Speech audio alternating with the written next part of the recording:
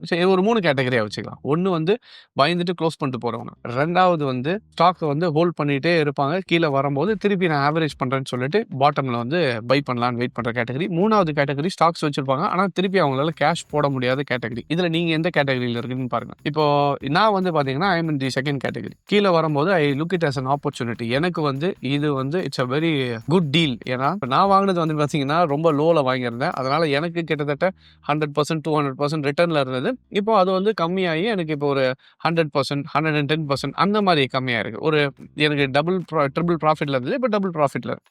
But இப்போ எனக்கு என்ன ஆப்பர்ச்சுனிட்டி பார்த்தீங்கன்னா, கீழ இப்போ நல்ல ரேட்ல இருக்கும்போது திருப்பி இப்போ நான் ஐ அம் கோனா ரீஇன்வெஸ்ட். எனக்கு மேல ஏறும்போது I will be making good money. So அந்த கேட்டகரியில இருந்தீங்கன்னா, டெஃபினட்டா it will be a right time.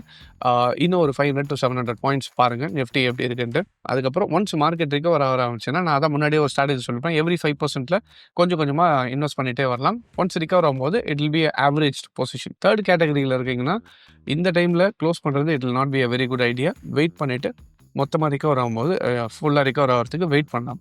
First கேட்டகரியில நீங்க ஆல்ரெடி க்ளோஸ் பண்ணிட்டீங்க. வேணவே வேணான்ட்டு வெளிய போயிட்டீங்கனாலும், கேஷ்ல உட்கார்ந்துட்டு இருக்கீங்கன்னா, நல்ல பாட்டம் வரும்போது கொஞ்சம் கொஞ்சமா ரீஇன்வெஸ்ட்மென்ட் பண்ணிட்டே வந்தீங்கன்னா, it will B a very good time.